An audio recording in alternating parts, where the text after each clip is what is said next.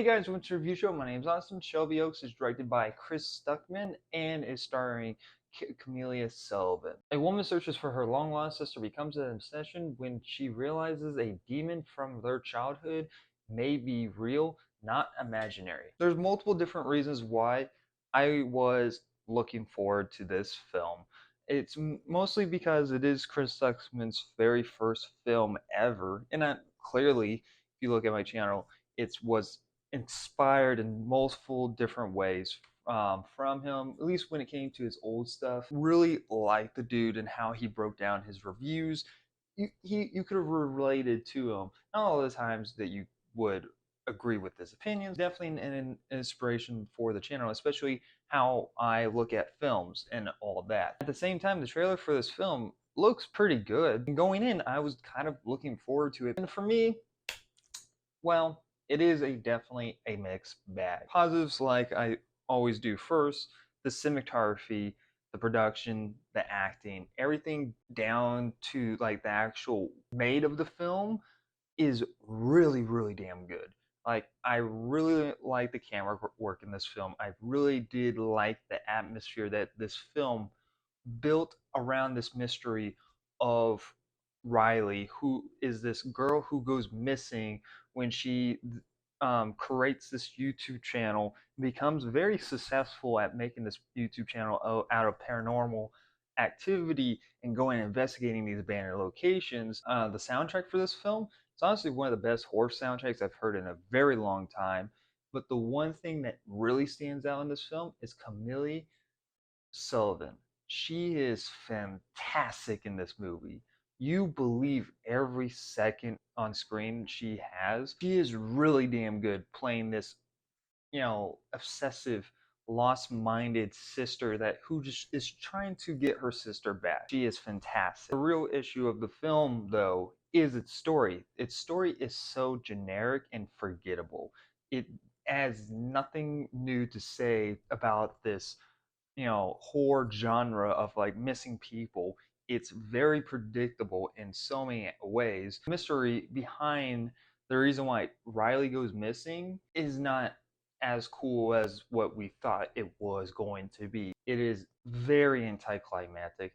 That there's things in this movie that don't really get answered. And the ones that do get answered are very like low effort. It's not really that much of an interconnected story that you feel invested with when it comes to the actual characters. The film has its good moments. Like, I did actually like the way that the opening of the film is, where it told kind of the backstory in this documentary way. It was actually kind of a clever way to explain some backstory and set up the film. And the film didn't actually really pick up for me until we got to this abandoned prison where the atmosphere and the tension stuck out for the film. And like it really like that's where I was actually starting to get invested, because I actually felt like something was actually going on, because this minor investigation that she did when it involved her in her home didn't really feel like any progression. It felt like stuff that we already knew. This kind of becomes like an over recurring thing for the film, where it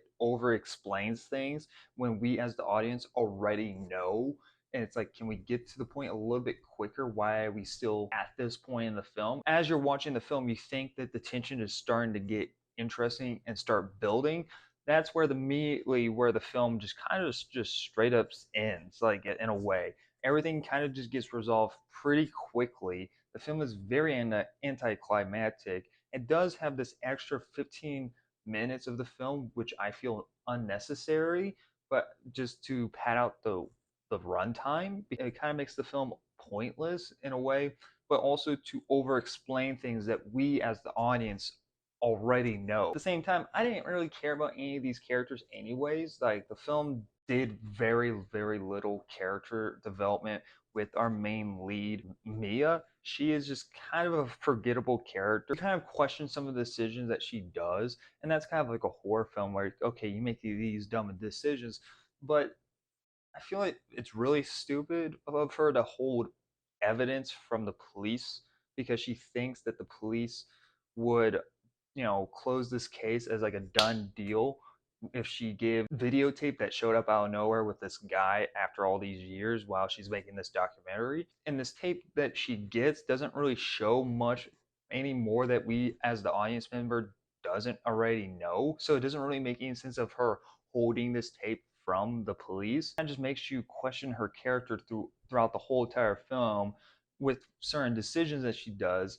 The film is just kind of all over the place, really, with its story. And the film that it tries to go for is just nothing new and you haven't already seen before, just with less interesting characters. I mean, it's not a bad first start for someone making their film. At the same time, you could just wait for streaming to watch this. I already see this film getting overrated in so many different ways, mostly from the community who still really supports Chris Tuckman. Which is totally fine. I get if you want to support the guy, but at the same time, if something's not that good, be honest about it. And if no, to those same people, they might just actually like the film, and that just might have to be a disagreement that we have as you know audience members and with our opinions. But I already know I'm probably gonna get a lot of fucking hate, like I did with the Markiplier. What's it called? Fucking I have right forgot the name of the show that he did, which was just honestly terrible. I'm gonna give Shelby Oaks a D plus. The production side really stands out, and the acting is really good in the film, and has some unique ideas for its opening, and the atmosphere in the prison was really good. It just honestly that third act when we actually got the answers, it was just anticlimactic and becomes way less interesting than what it was when you start to learn what's going on. And next the film goes like, oh, it was this the whole entire time. It's like, we know, we understood that, but why? It definitely felt like it was barely a film. Anyway, guys, let me know your guys' thoughts in the comment section below. Did you guys see Shelby Oaks early? Are you going to still go see it this weekend? Let me know your guys' thoughts. Anyway, guys, thank you very much for watching. Like always, I'll see you guys next review. Bye, guys.